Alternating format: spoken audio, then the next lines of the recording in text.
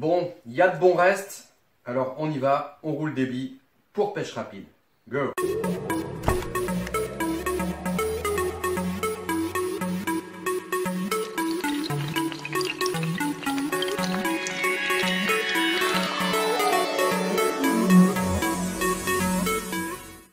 J'avais dit que je vais faire une vidéo où je vais commander des produits pour faire une bouillade pour pêche rapide.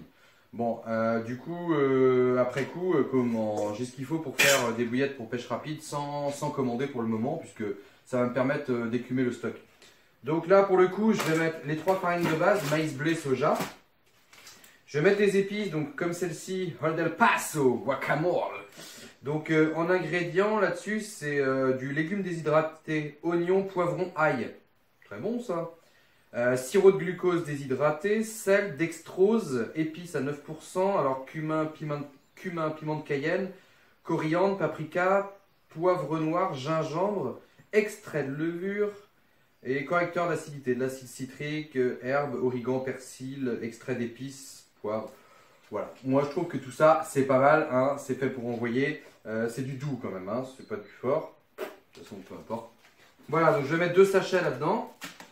Merci Mathieu, Josien de m'avoir fait penser au miel, parce que sur un commentaire tu m'as mis le miel et c'est vrai que j'y avais pensé avant, j'ai oublié après, tu me l'as redit, donc voilà, parfait, merci.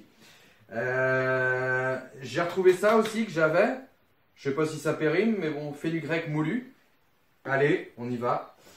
Je vais mettre un petit peu de sel, c'est exhausteur de goût, ça permet aussi de conserver un petit peu les bouillettes. Sirop de sucre de canne, liquide, hein, pour apporter un peu de sucrant en plus du miel. L'arôme que je vais surdoser volontairement, puisque ce sera des bouillettes qui vont être utilisées pas du tout pour amorcer. Il va y avoir quelques-unes de mises comme ça autour. Le poisson, il n'aura pas le temps de les assimiler réellement comme une nourriture. Il n'aura même pas le temps de s'en nourrir réellement. Voilà, c'est vraiment pas fait pour le nourrir, quoi. Du lait en poudre pour veau. Donc le lait en poudre pour veau, c'est bien, ça diffuse dans l'eau théoriquement. Voilà, on va battre tout ça au fouet. Alors moi j'ai fait ma petite liste déjà à l'avance, hein, les quantités. J'ai pris le problème à l'envers. Alors je ne vais pas faire par volume, je vais faire au poids, au pourcentage. Et comme j'ai des sachets ici de 500 grammes, je me suis dit, bon bah allez, 500 grammes, dans mon pourcentage, je voulais mettre 30-30-30. Donc 30% de soja, 30% de maïs, 30% de blé, 10% de lait en poudre pour veau, et donc ça fait 100%. Et puis je vais mettre 90 grammes de levure de bière. Donc je l'ai pris le problème à l'envers, je me suis dit 30%, 500 grammes, 30%, ça fait combien du coup multiplié pour avoir le poids total? Donc ça donne à peu près entre 1600 et 1700 grammes.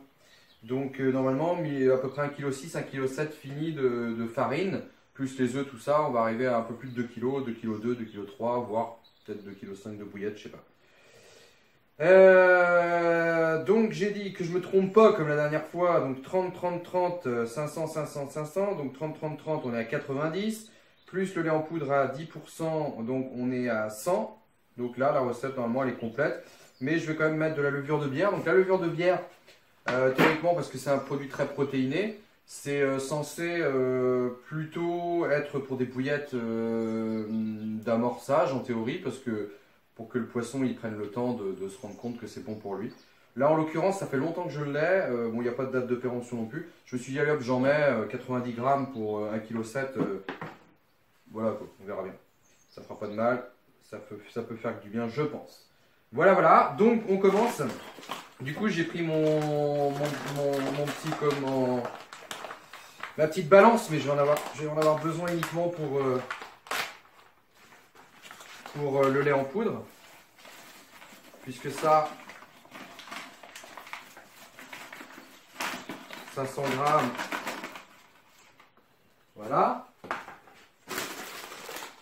c'est de la farine de maïs, soja, 500 grammes. Voilà.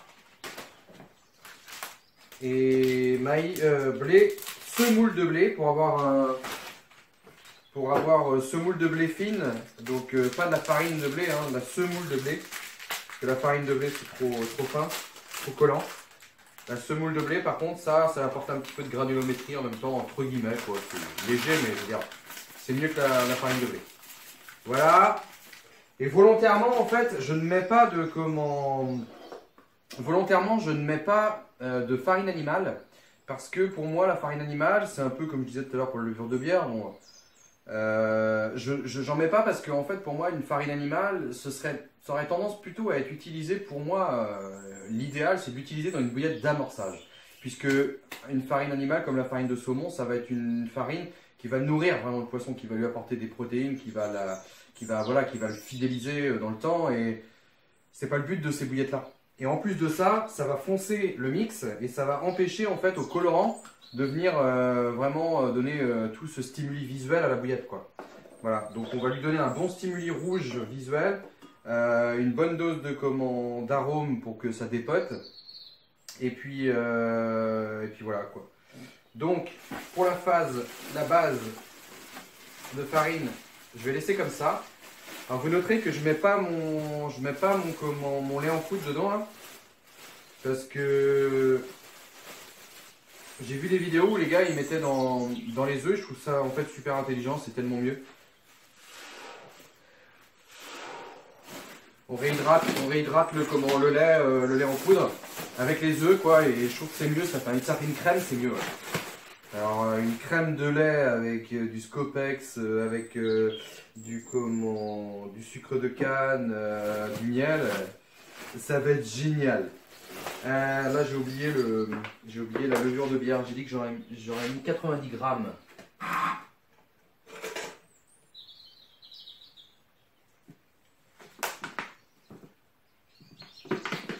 Voilà.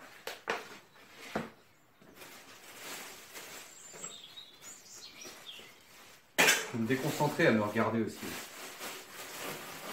Voilà, voilà. Hop, on mélange ça. Voilà, on va réserver ça pour après. Tac, ça on n'a plus besoin. Hop, voilà, on va prendre le seau. Les épices, si j'aurais pu les mettre dans ce mélange-là aussi. Avec ça aussi. Donc les épices, là c'est des petits sachets de 10 grammes. Je vais en mettre 2. 20 grammes d'épices. Je vais vous montrer à quoi ça ressemble si vous voulez. Ouais, ben je crois que je vais pas les mettre. Ils n'ont pas l'air ensemble.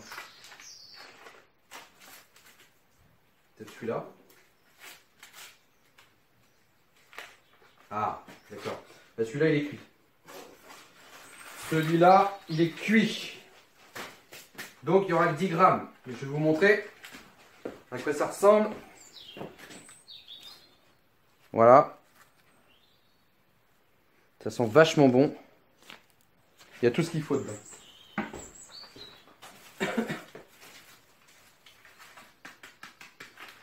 Voilà.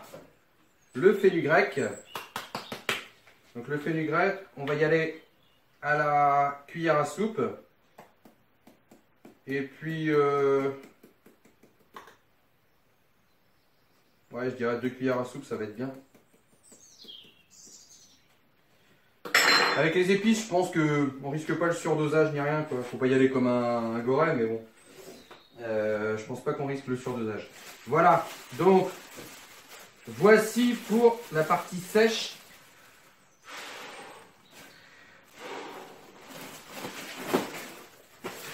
Allez. Voilà, et je viens de voir que j'ai oublié le sel. Mais c'est pas grave, non, c'est jamais grave. Puis j'ai pris du sel, la baleine. La baleine parce que moi j'aime bien les grosses carpes. La baleine. On va mettre 2 cuillères aussi. Pourquoi du sel dans une base plutôt sucrée? Parce qu'on est en Bretagne, on a du caramel au beurre salé et tout, c'est pareil, c'est vachement bon. Ça reste du sucré avec du sel, ben voilà, c'est pour ça. Voilà, voilà, pour ça, hop. Hop, donc on recommence.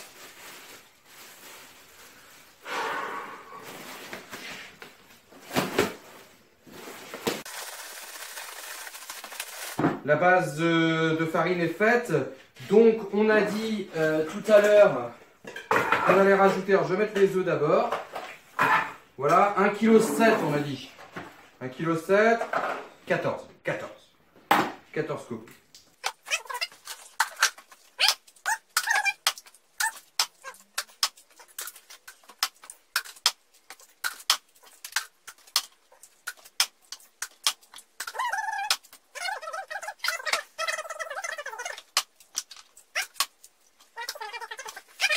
Une fois que j'ai fait ça, le miel liquide.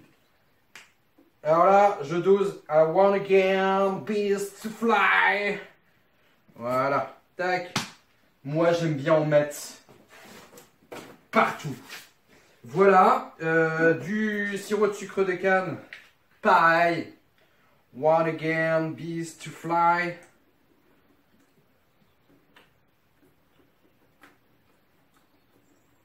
C'est pour ça qu'il faut mieux pas mettre 10 œufs par kilo, parce que quand on vient rajouter des bases liquides, bah voilà quoi, après c'est toujours embêtant de se retrouver avec un mix trop liquide quoi.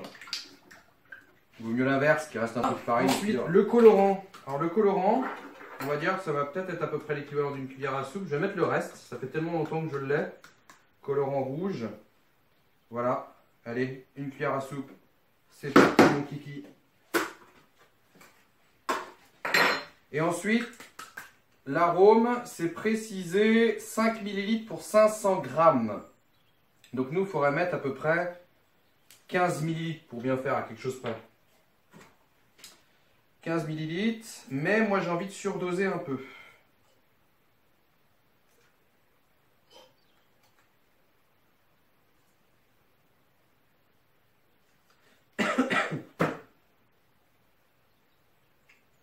Voilà, bah, j'ai quasiment fini le truc. Donc on va tout mettre. Là j'ai 20 ml. Voilà.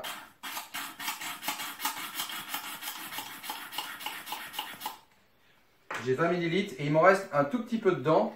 Je vais le garder parce que comme j'ai pas envie de me casser la tête à cuire à la vapeur, même si pour le coup ça serait sûrement meilleur là parce que c'est des billes quand même faites pour la pêche rapide, donc il faut éviter de les délaver, il faut éviter de perdre trop de goût et tout ça, puisque c'est un peu leur force quoi. Plus que ce qu'il y a à l'intérieur, d'ailleurs c'est un bonbon finalement. Et, mais bon, j'ai pas envie de m'embêter à cuire à la vapeur, donc je vais cuire à l'eau quand même. Mais ce que je vais faire, c'est que, d'ailleurs, il va me rester un petit peu de colorant là-dedans. Voilà. Ce que je vais faire, c'est que je vais garder un petit peu de comment... Il me reste même pas mal. Bon, je peux m'en rajouter dedans. Voilà. Donc avec le reste de colorant que j'ai là, plus le reste d'arôme que j'ai là, je vais mettre ça de côté. Et après, je vais faire un petit mélange qui va être donc bien coloré avec de l'arôme dedans et tout ça pour renapper les bouillettes après cuisson en fait. Donc voilà pour ça. Et ensuite, on va lui mettre, on avait dit 170 g de lait en poudre, ce qui représente 10% de la recette. Alors 170 g, 120, 140, 150. Voilà. Hop. Alors ça va assécher mon mix par contre, donc à voir. À voir. Faut faire des tests hein, de toute façon. Hein. Parce que là, cette recette-là, moi je l'ai jamais faite, hein, je la fais avec vous. Après, quand on a l'habitude de rouler, finalement... Mais c'est un peu une nouveauté par contre de mettre ça de mettre le lait en poudre avec les œufs. Et c'est juste bête de ne pas y avoir pensé avant parce que franchement c'est tellement plus intelligent. Il a fallu que je trouve un confrère youtubeur pour m'en rendre compte en fait et me dire mais oui il a raison, On va bien mélanger ça.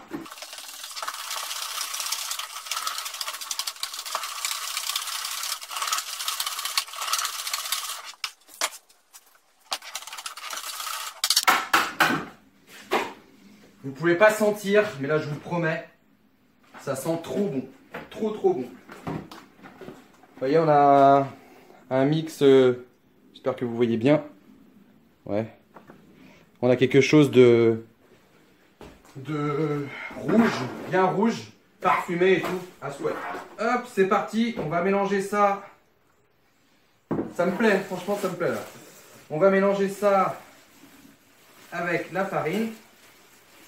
Voilà. Hop. Toujours pareil, moi j'y vais direct à la main. Pas de chichi, à la mode no susai.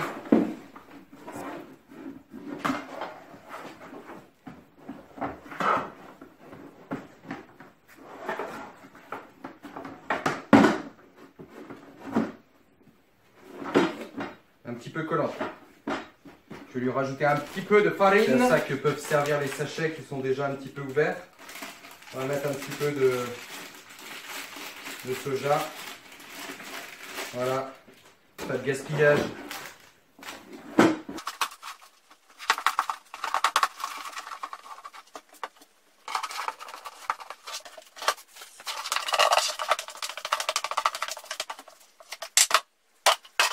Allez, on termine ça.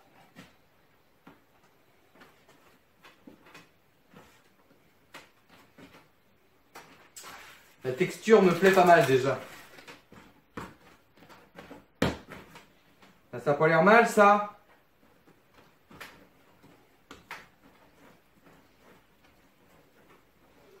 Alors fut un temps, je laissais reposer ma pâte. Si vous avez le temps et tout, c'est bien des fois de la laisser reposer un peu. Par contre, faites pas la bêtise de la mettre au frigo à reposer. Enfin, moi je l'ai fait et elle devient dure. Limite, elle est inroulable, quoi. Donc là, en l'occurrence, elle est un petit peu légèrement collante. Donc je vais la laisser reposer un petit peu. Je vais la mettre dans un torchon. Faut que je trouve un seau. Sous un torchon, je veux dire. On va mettre le seau comme ça. Tac. Un petit torchon dessus.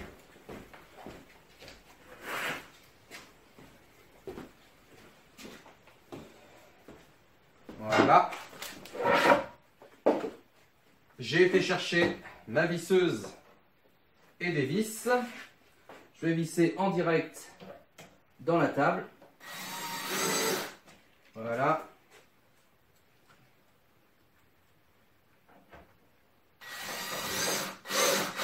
Voilà. Donc ça, je vous le montre, ce que je suis en train de faire, parce que finalement, on pourrait se dire, oh, ça va intéresser personne. Mais finalement, des fois, je sais très bien qu'on peut se galérer avec des détails. Et là, pour le coup, ça peut sûrement en aider certains, à mon avis. Voilà. À de voir comment je fais, quoi. Voilà, donc ça, c'est fait. Ensuite, moi j'aime bien avec ma petite balayette pour ramasser les bouillettes lorsqu'elles sont roulées. Hop, je vais même prendre ça, comme ça je vais les mettre dedans, tac, tac, tac, tac, et je les mettrai dans un bac. Voilà, un bac que j'ai là. Voilà.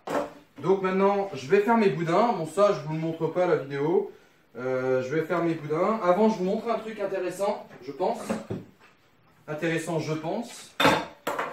C'est quand vous voulez couper votre buse. Ici, moi, je vais pas le faire à la machine. J'ai pas envie, j'ai pas beaucoup à faire. Donc, je vais le faire avec mon petit pistolet. Je l'ai déjà dit dans une vidéo, mais ça vaut 3 francs 6 sous dans les bricolages, hein. Donc, après, c'est vendu avec une buse. En général, je l'avais déjà coupé. Alors là, j'ai remis une buse de pistolet à silicone, vous savez, classique, quoi, les cartouches à silicone classiques. Je l'ai mise par dedans, clac. Donc maintenant, il faut que je coupe au bon diamètre. Donc l'astuce pour couper au bon diamètre, en fait, c'est de mettre dans le trou comme ça, quand la table est fermée. Je vais le faire de ce côté-là. Et en fait, je vais vous montrer.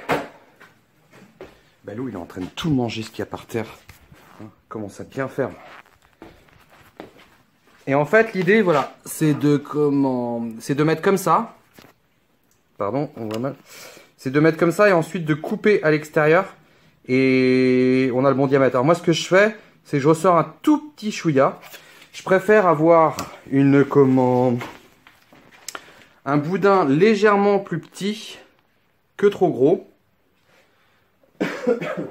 Parce que trop gros, ce qui va se passer, c'est que quand on va rouler, étant trop gros en diamètre, trop fort en diamètre le boudin, la pâte va s'étaler plutôt dedans que se rouler. Donc ce qui se passe, c'est qu'on a un creux au milieu. Alors là, je déteste ça, les bouillettes avec des trous dans le milieu, là, ces bouillettes qui ne sont pas compressées, enfin voilà.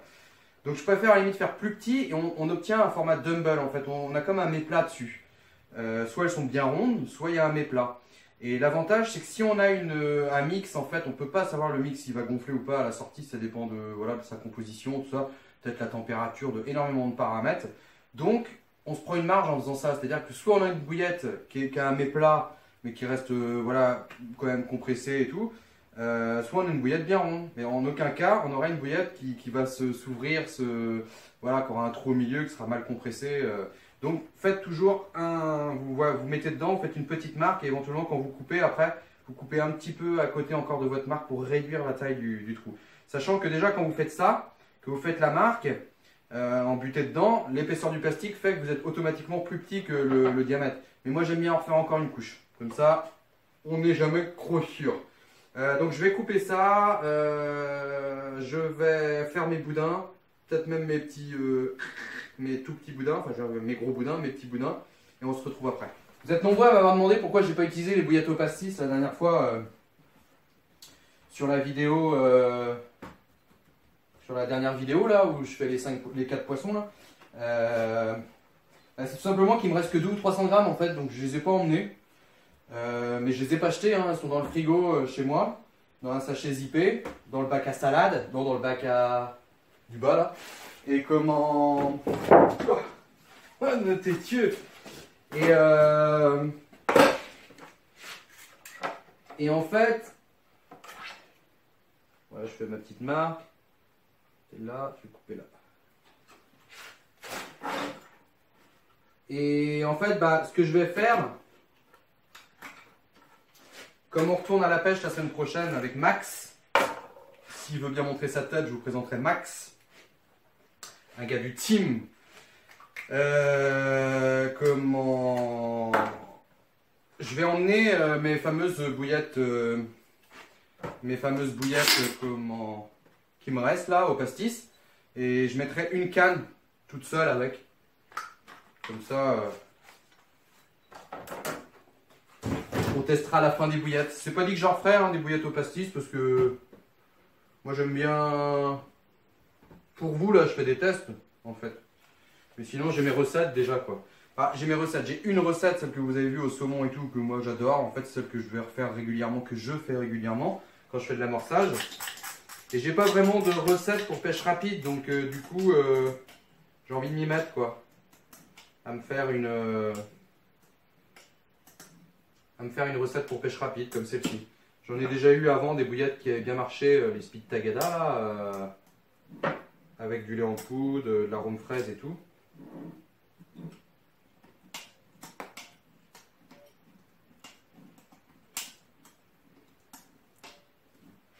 Je commence à regretter de ne pas avoir mis la machine en route finalement. Parce que c'est un peu pénible hein, les pistolets à main.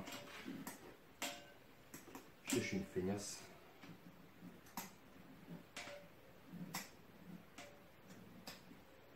Je vais faire 2 boudins, je vais vous montrer ce que ça donne pour voir si le diamètre que j'ai choisi était bon.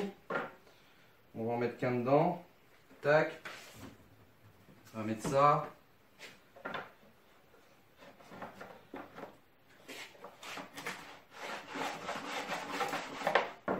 Voilà. Bah, ma foi, c'est pas normal. Hein. Vous voyez, j'ai quand même coupé beaucoup plus petit pourtant que le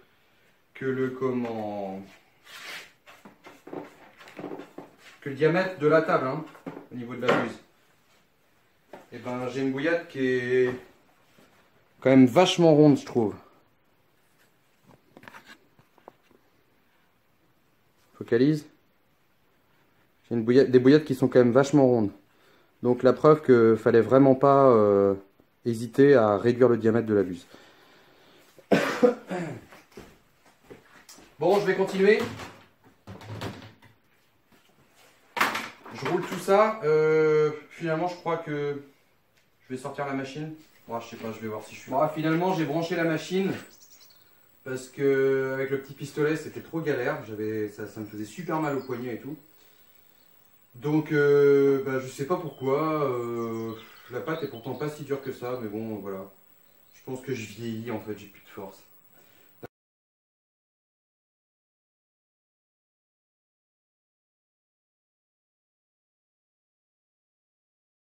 voyez?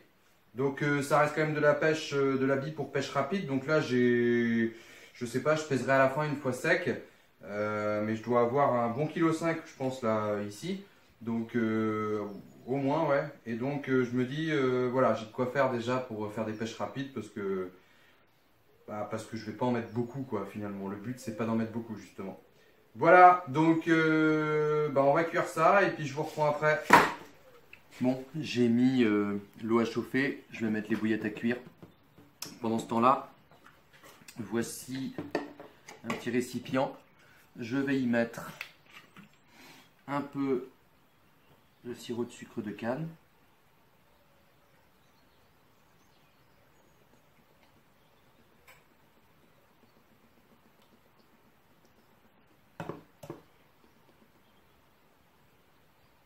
Voilà. Le restant d'arôme Scopex.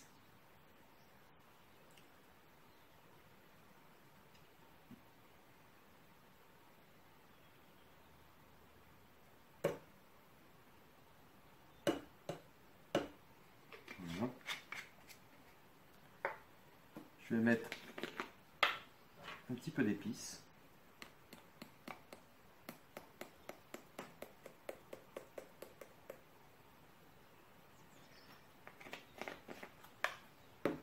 Et je vais mettre le restant de colorant rouge.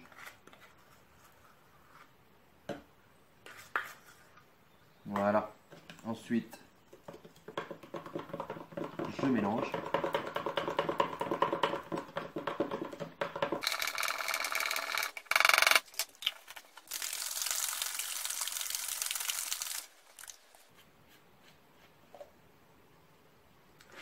Voilà, donc on obtient en fait une sorte de petit dip si on veut, quelque chose que je vais mettre par-dessus les bouillettes après cuisson. Parce que comme j'ai choisi de cuire à l'eau et non à la vapeur pour pas trop me galérer, je vais dénaturer un peu plus fortement les bouillettes et puis voilà, elles vont se décolorer, elles vont perdre un petit peu d'arôme. Donc quand elles seront encore tièdes, je vais les napper un petit peu de ça. Elles sont encore légèrement fumantes, les v'là cuites, voilà. Donc on voit que ça a pu les délaver un petit peu. Maintenant c'est normal, hein. Du coup ce qui se passe, c'est que ce que j'ai préparé tout à l'heure, je vais secouer un peu. J'ai oublié de préciser que, si je l'avais dit avant, mais je reprécise que l'épice que j'ai mis dedans, c'était du fenugrec, hein.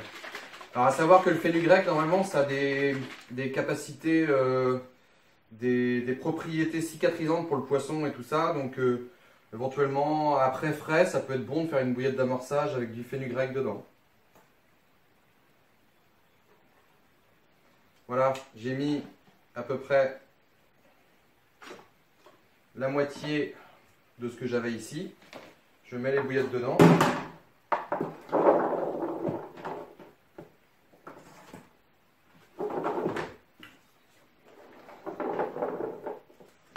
Et je mélange.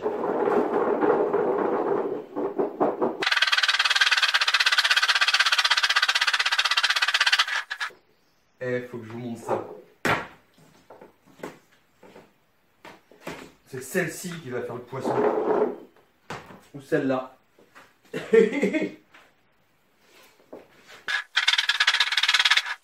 Il faut que je vous montre ça, les gars et les filles. Il faut que je vous montre ça. Regardez-moi ça comme c'est beau, ça reluit, c'est beau comme tout. Donc en fait, là je vais les laisser un petit peu s'imprégner dans la bassine. Parce que si je les remets dedans là, avec le sucrant qu'il y a dessus, ça va tout salir et après c'est un peu chiant à nettoyer. Donc je vais les laisser comme ça, comme elles sont encore un peu chaudes et tout, normalement ça devrait disparaître, ça devrait s'imprégner dedans. Une partie s'évaporer, enfin bref, tout ça, ça va travailler.